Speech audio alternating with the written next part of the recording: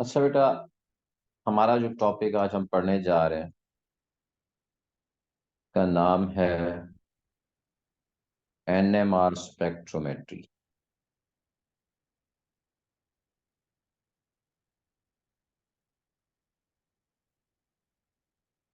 Spectroscopy भी होता है और स्पेक्ट्रोमेट्री भी होता है।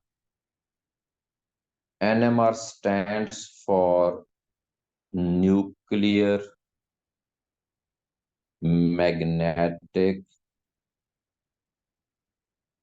रेजोनेंस।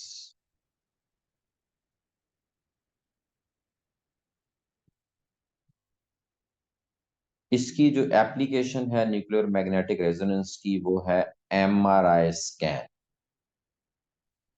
सुना हो आप लोगों ने एमआरआई स्कैन? जी। सबसे मॉडर्न स्कैन एनएमआर स्कैन है और सबसे एंशियंट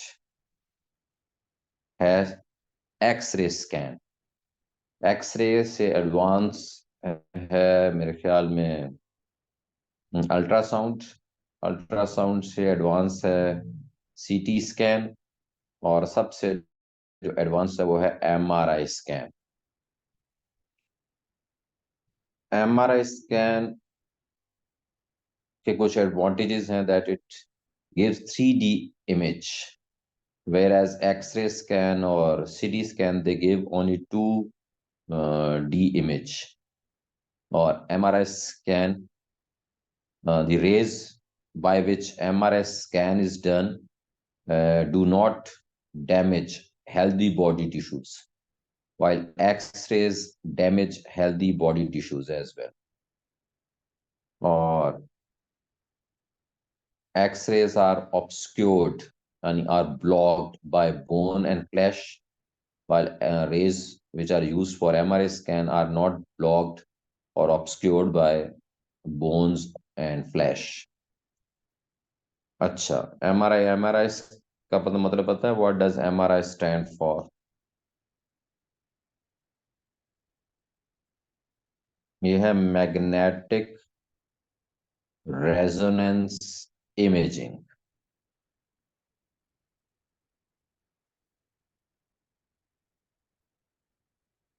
अब मैंने आपको पहले भी बहुत बार ये बात बताई है कि ये जितनी भी साइंटिफिक रिसर्च है उसका जो मैक्सिमम पार्ट है वो ऑर्गेनिक कंपाउंड्स की स्टडी है।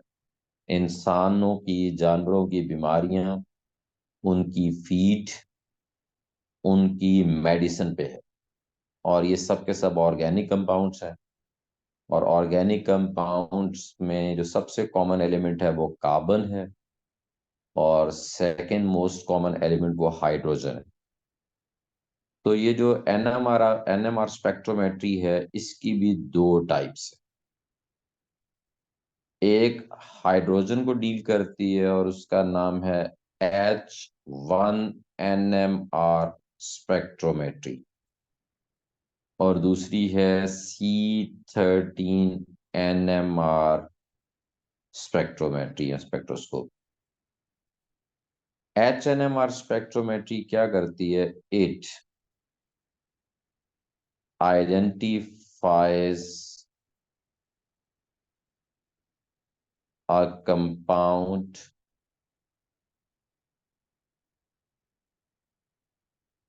by identifying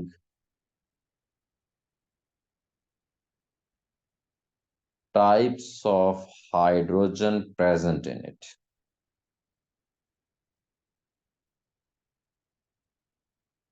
अब आप बताएं what is meant by types of hydrogen? Sir इसकी मुझे वैलेंसी डिफरेंट डिफरेंट होती है। आइसोटोप्स थे, H1 और H2 वाला। ये तो आंसर महानूर राणा ने बताया, आइसोटोप्स। और किसी और की भी आवाज आई थी बीच में। सर वो जो ड्यूट्रियम और टीट्रियम इस तरह से था। दोनों आइसोटोप्स के नाम दे रहे हैं। और ये जो C13 NMR spectrometry, it identifies compound by identifying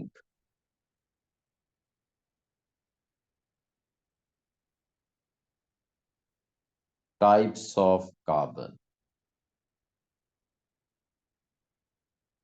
present in it. अब सवाल ये पैदा होता है, ये टाइप का मतलब क्या है, यहाँ पे यही क्लियर करना है। यहाँ टाइप का मतलब है, type means environment of hydrogen. पहले हम हाइड्रोजन HNMR को और फिर C13 की बात करेंगे। टाइप ऑफ हाइड्रोजन का मतलब है environment of the hydrogen, in which environment hydrogen is present. Start करते हैं। For example, we have introduced this compound जिसका नाम है प्रोपेन।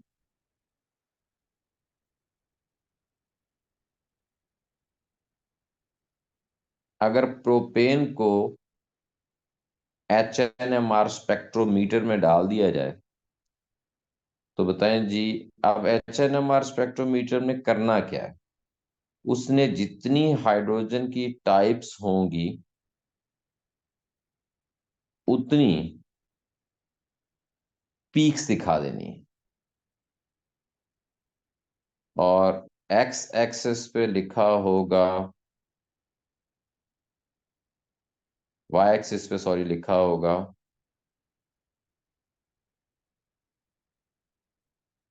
एब्जॉर्बेंस,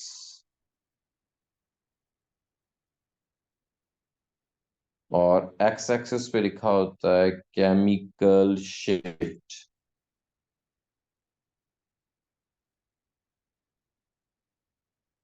और इंफ्रारेड स्पेक्ट्रोमीटर की तरह, और ऐसे ही ये सिग्मा बनाया होता है, आगे ब्रैकेट में पार्ट्स पर मिलियन यूं लिखा होता है। और इंफ्रारेड स्पेक्ट्रोमेट्री के उस दिन हमने क्वेश्चन किए थे, उसकी तरह इसका भी जो जीरो है, इसकी जो लोअर वैल्यू है वो राइट साइड पे, और जैसे जैसे लेफ्ट की तरफ आप मूव करेंगे वैल्यू बढ़ती जाएंगी। यहां भी ऐसे ही होता है। अब आप मुझे बताएंगे, ये जो कंपाउंड प्रोपेन है, it contains how many types of hydrogen atoms as per as the environment of the hydrogen atoms is concern? कितने हाइड्रोजन एटम प्रेजेंट है? एक ही सर, एक ही टाइप के।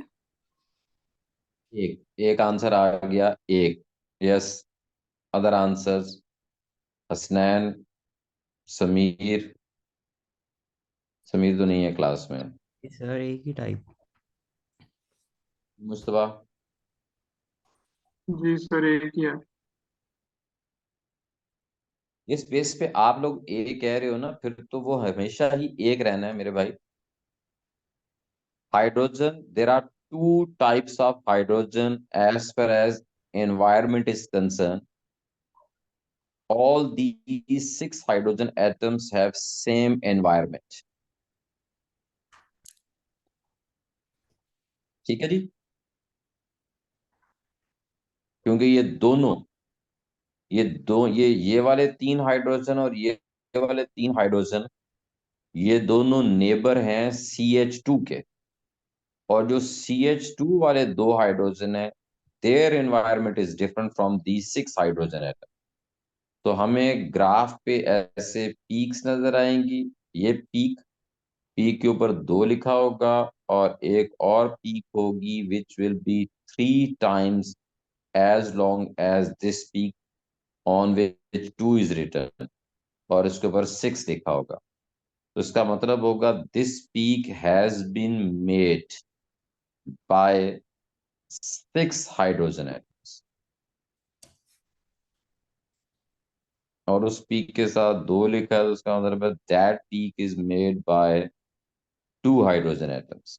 और इस कंपाउंड के अंदर टोटल 8 हाइड्रोजन है, और उनमें से 6 की एनवायरनमेंट एक जैसी है, 2 की एनवायरनमेंट एक जैसी है। इस तरह अगर आपसे कोई पूछता, बताएं जी इस कंपाउंड में there are how many environments of the carbon atom same, यानी C13 NMR स्पेक्ट्रम पे यही कंपाउंड प्रोपेन कितनी पीक्स दिखाएगा? बताएं भाई। 2 पीक्स। 2। गुड। दो। क्योंकि जिस तरह हाइड्रोजन की दो एनवायरनमेंट है, वैसे कार्बन की भी दो एनवायरनमेंट। ये वाला कार्बन और ये वाला कार्बन, इनकी सेम एनवायरनमेंट है, और इस कार्बन की डिफरेंट एनवायरनमेंट। क्योंकि हसनैन साहब,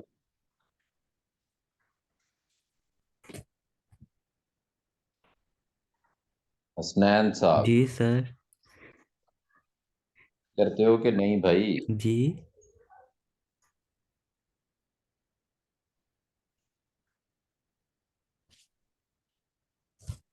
ये आपने ये मेरे सवाल का जवाब दिया है या मुझसे कुछ पूछा है? नहीं सर, कुछ नहीं पूछा। उसके बाद भाई ये एक और कंपाउंड आ गया।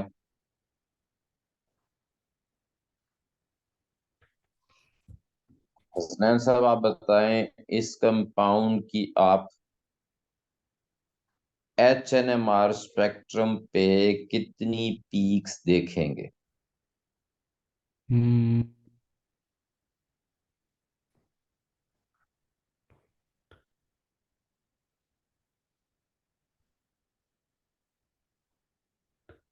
2। और मुस्तफा शाहिद साहब, आप बताएं जी, आप HNMR स्पेक्ट्रम पे इस कंपाउंड की कितनी पीक्स देखेंगे? फिर दो। और महानूर राना और महानूर शाहिद, आप बताएं जी। 3। महानूर, 2 सर, पता नहीं, 2 लग रही हैं। HNMR स्पेक्ट्रम पे ना? जी। HNMR स्पेक्ट्रम पे दो पीक्स का मतलब है कि हाइड्रोजन दो एनवायरनमेंट में, there are two types of the environments of the hydrogen, है ना? यही मतलब है ना सिर्फ इसका? 3 सर ही 3 होंगी, 3 होंगी।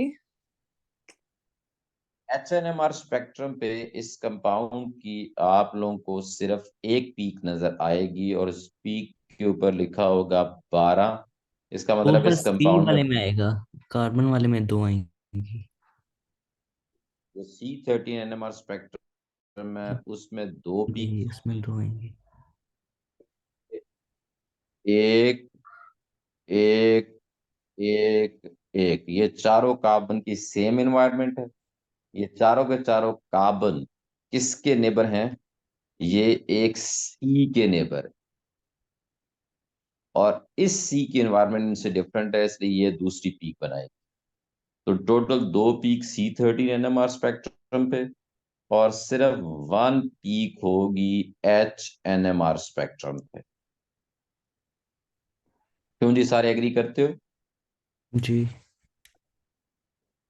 सुबह सर, साहब ये आप, जब हम HNMR का देखते हैं तो फिर हाइड्रोजन से कितने कार्बन बॉन्डेड है ये देखते हैं कि मतलब इस तरह से एनवायरनमेंट को डिसाइड करते हैं।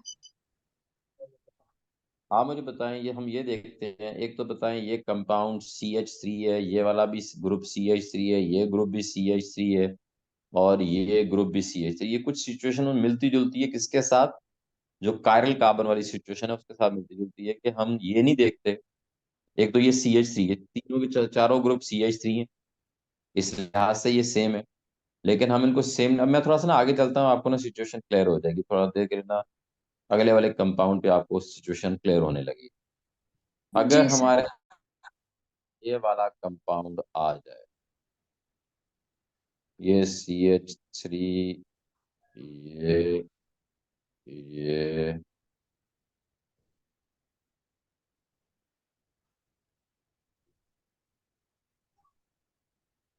अब बताएं जी आप लोग, ये कंपाउंड कितनी पीक्स दिखाएगा HNMR स्पेक्ट्रम पे, 3। और NMR स्पेक्ट्रम पे?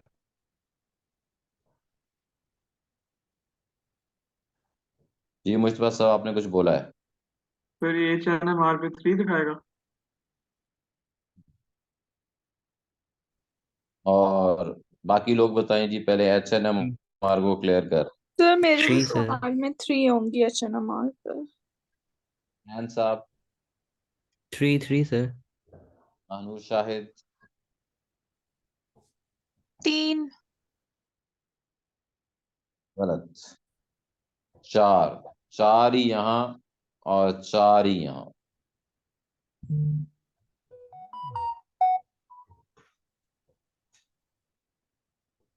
अब बताता हूं कैसे। ये CH3 और ये CH3 एक पीक बनाएंगे, क्योंकि ये दोनों, इनकी इमीडिएट हाइड्रोजन की इमीडिएट एनवायरनमेंट भी सेम है, कि पूरा ग्रुप CH3 है, ये वाला ग्रुप भी CH3 है। और दूसरा, ये दोनों के दोनों नेबर हैं CH के। उसके बाद ये CH नेबर है दोनों, दो साइडों से CH3 का, एक साइड से CH2 का। इसकी एनवायरनमेंट उन दोनों से डिफरेंट है, तो ये इन दोनों की पीक 1 और ये पीक 2। इसी तरह ये दो CH2, हालांकि ये भी CH2 है, ये भी CH2 है, लेकिन इस CH2 के एक साइड पे क्लोरीन है, इस CH2 के एक साइड पे इमीडिएट क्लोरीन नहीं है। इसके एक साइड पे, अगर हम इसके इमीडिएट नेबर की बात करें, तो इसके एक साइड पे CH है, दूसरे CH2 है, दूसरे साइड पे इसके CH है। इसके नेबर की बात करें तो इसके एक साइड पे CH2 है और एक साइड पे क्लोरीन है। बताएं, इन दोनों कार्बन की इन्वायरमेंट डिफरेंट है कि नहीं? है डिफरेंट। डिफरेंट है। अगर है तो इसका मतलब ये बनाएगा पीक नंबर 3, ये बनाएगा पीक नंबर 4। और यही कॉन्सेप्ट अप्लाई हो रहा है कार्बन पे। ठीक है, इसलिए 4 4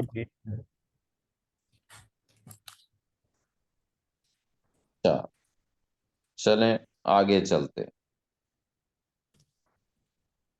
अगर हमारे सामने कंपाउंड आ जाए ऐसा,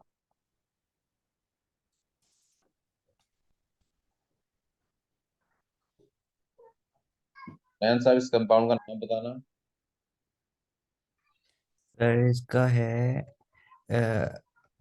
प्रोपेनॉन। जी,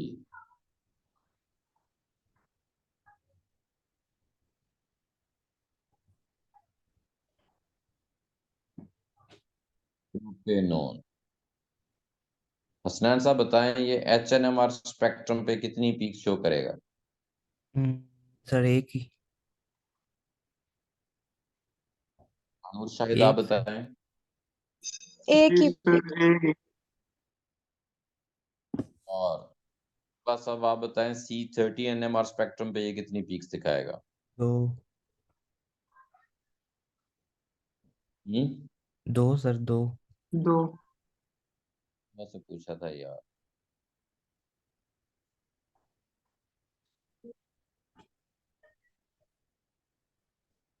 अच्छा जी, ये वाला कंपाउंड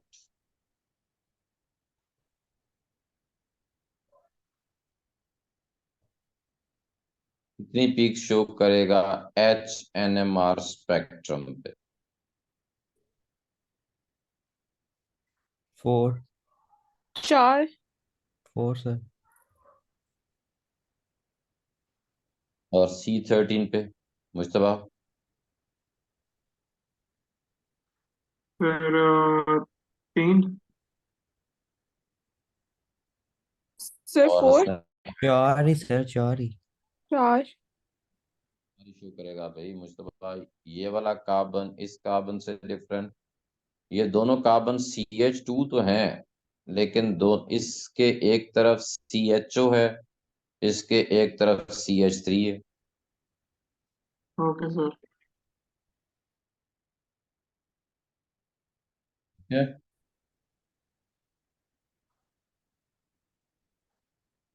अच्छा जी, अगर ये कंपाउंड हो,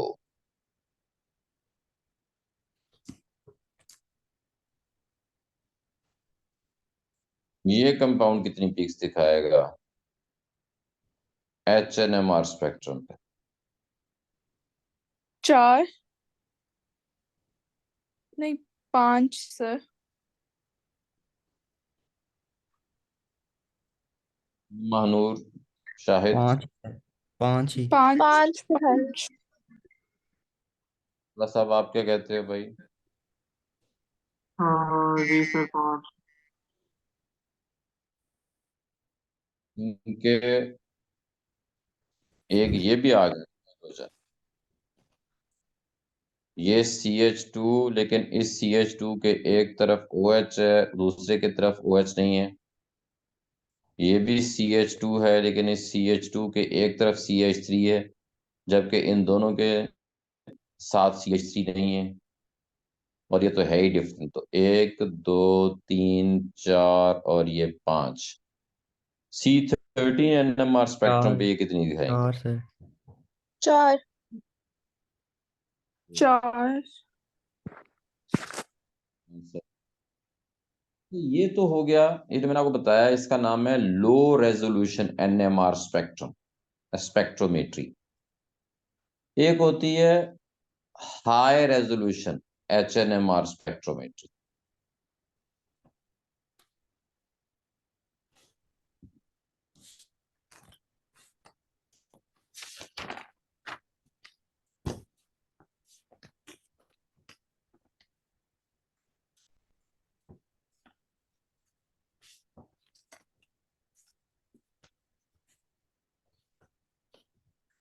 आप मुझे बताएं जी, आप लोगों ने अभी तक जो HNMR, सॉरी, मैस स्पेक्ट्रोमेट्री पढ़ ली है, और इंफ्रारेड, और दोनों में आपने ग्राफ पढ़े।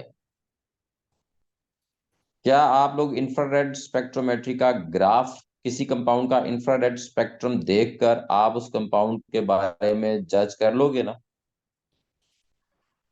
कि जी। नहीं? जी। इसी तरह क्या आप किसी बंदे की ECG रिपोर्ट देखकर बता दोगे जी इसमें क्या क्या मसले मसाइल हैं? जी। हाँ जी, जी आप एग्री करते हो उससे, हसनैन से? जी सर। जी। लगता है आप लोग होश में नहीं हो, वैसे ही क्लास अटेंड करी जा रहे हो तो कैसे? मुस्तफा सही कह रहा है। मैंने क्या कहा, आपने सुना है मैंने क्या कहा? हसनैन, मैंने क्या कहा था? ECG से बंदे की ECG रिपोर्ट करके बता दो कि जी उसमें क्या इशू है, उसके हार्ट नॉर्मल है कि एबनॉर्मल फंक्शनिंग है। जी हसनैन साहब, बता दोगे?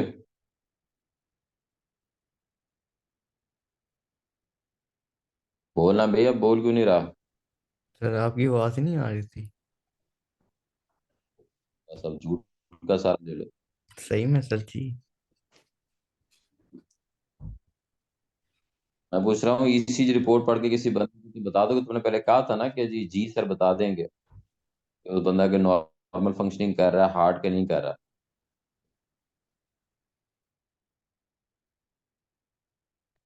अच्छा मुझे बताएं जी, यही कंपाउंड अगर हम हाई रेजोल्यूशन NMR स्पेक्ट्रम पे इसका हाई रेजोल्यूशन NMR स्पेक्ट्रम देखेंगे, तो हमें पीक्स नजर आएंगी, लेकिन पीक्स वो ऐसी पीक नहीं होंगी जैसी ये नजर आ रही हैं आप। वो पीक्स कुछ इस ECG जैसी पीक्स होंगी।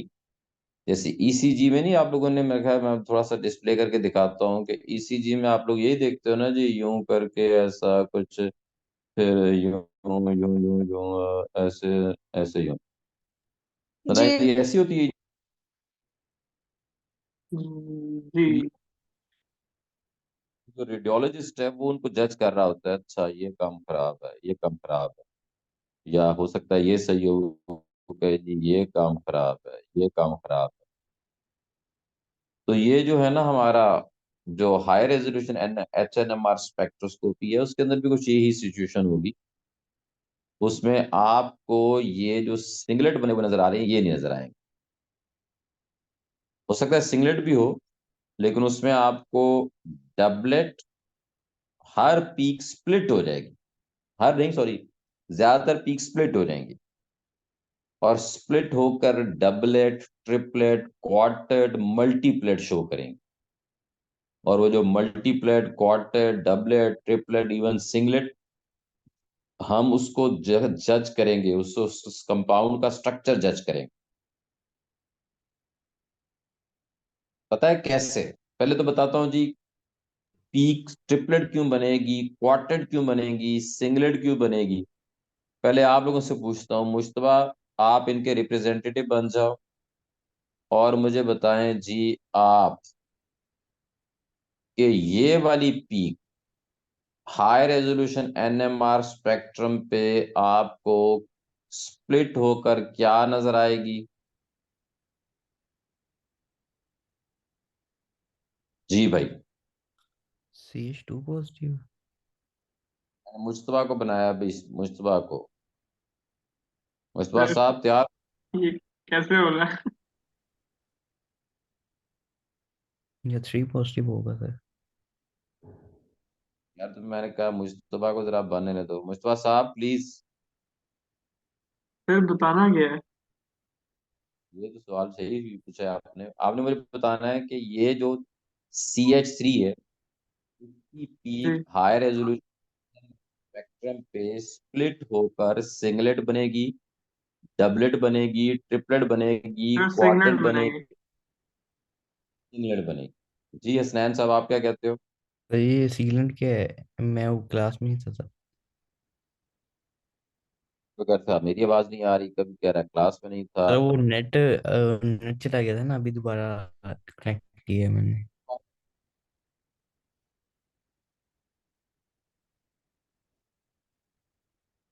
मानूर शाहिद, सर ट्रिपलेट बनेगा मेरे ख्याल से। मानूर राना आप क्या कहती हैं? सिंगलेट, यस ट्रिपलेट, क्योंकि वो तीन, पता नहीं सर। नूर का जवाब ठीक है, महानूर शाहिद का। इसलिए मैं महानूर शाहिद को रिप्रेजेंटेटिव बना रहा हूं आप सबका। ये ट्रिपलेट बनेगा। अगर ये ट्रिपलेट बनेगा तो महानूर शाहिद आप बताओ ये क्या बनेगा? डबलेट। ये गलत है, ये मैं बताऊं क्या बनेगा? ये बताओ क्या बनेगा? 4 बनेंगे। ये डबलेट मेरे ख्याल से। ये ये भी।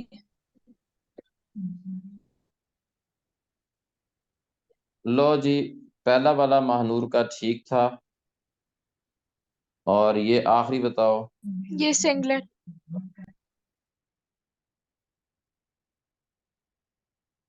और आखिरी ठीक है।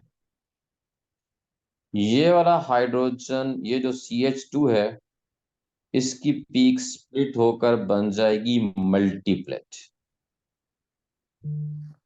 ये भी मल्टीप्लेट और ये भी मल्टीप्लेट। जबकि इसकी पीक स्प्लिट होकर बन जाएगी ट्रिपलेट और इसकी पीक स्प्लिट नहीं होगी और वो रहेगी सिंगलेट।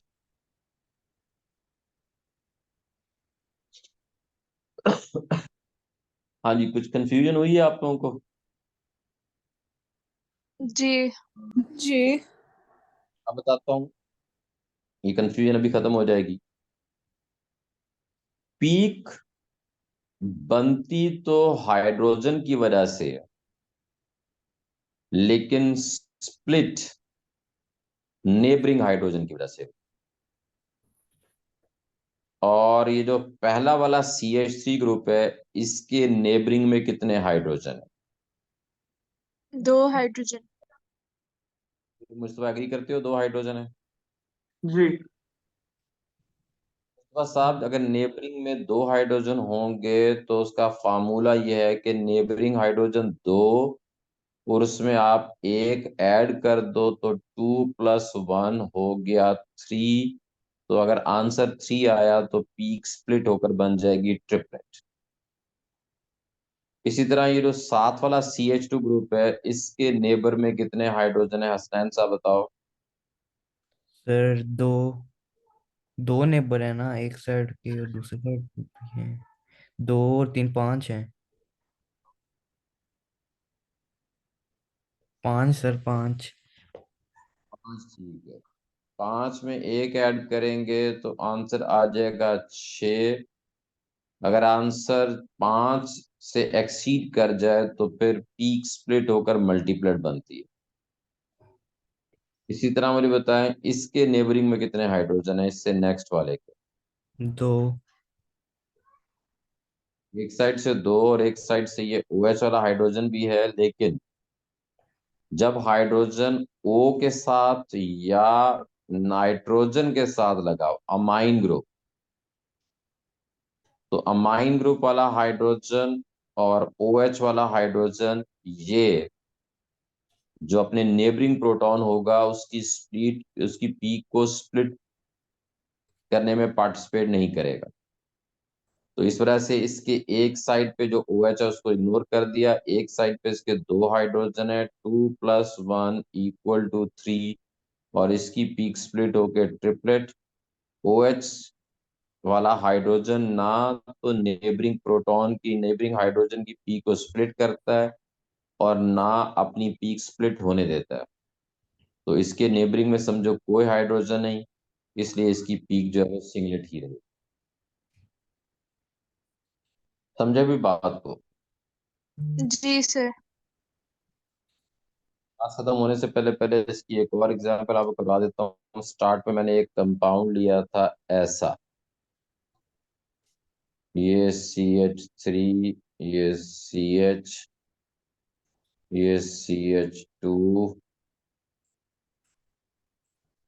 चलें, ये लो जी। अब बताएं जी आप लोग मुझे, इस कंपाउंड की पहले तो बताओ पीक्स कितनी होंगी।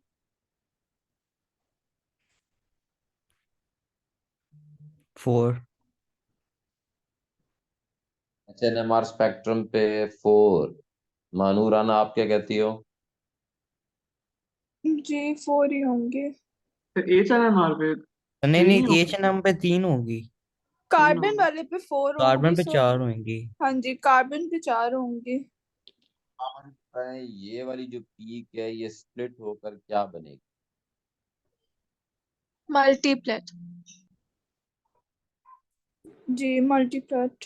तो ये डबलेट नहीं बनेगी। जी या आपने क्या डबल कहा? बनेगी। कार्बन हाइड्रोजन डायरेक्ट कनेक्ट तो नहीं है ना कार्बन से। आपने क्या कहा है भाई, दोबारा बोलो। Sir doublet doublet. बनेगी। बिल्कुल सही है Hasnain sir, sir doublet. Doublet क्यों बनेगी? बताएं जी हाइड्रोजन इस नहीं है। पेपर में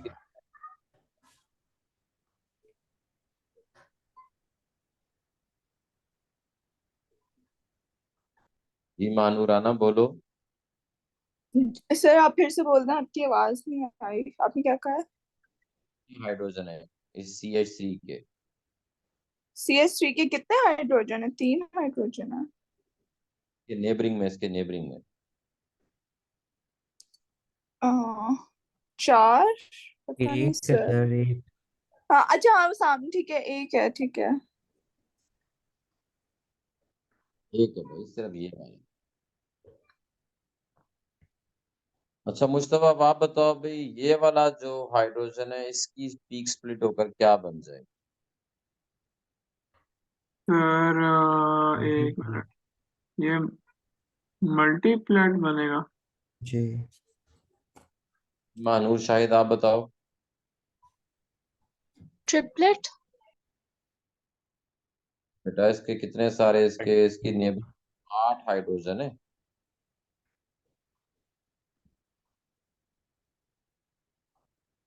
तो ये मल्टीप्लेट बनाएगा। ये क्या बनाएगा? डबलेट। डबलेट। गुड। डबलेट। इसका ग्राफ आपको नजर आएगा तो वो ग्राफ कुछ ऐसा होगा। और डबलेट अब होता कैसा है? सिंगलेट ऐसा होता है, डबलेट ऐसा होता है। ये डबलेट और ये ट्रिपलेट, ये क्वार्टेट,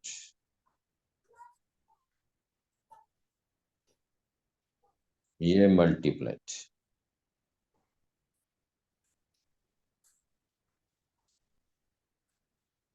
तो इसमें ग्राफ में आपको नजर आएंगे एक मल्टीप्लेट, डबलेट, एक डबलेट की हाइट कम और दूसरे डबलेट की हाइट ज्यादा, क्योंकि हाइड्रोजन, इसमें 2 हाइड्रोजन, और टोटल 3 पीक्स।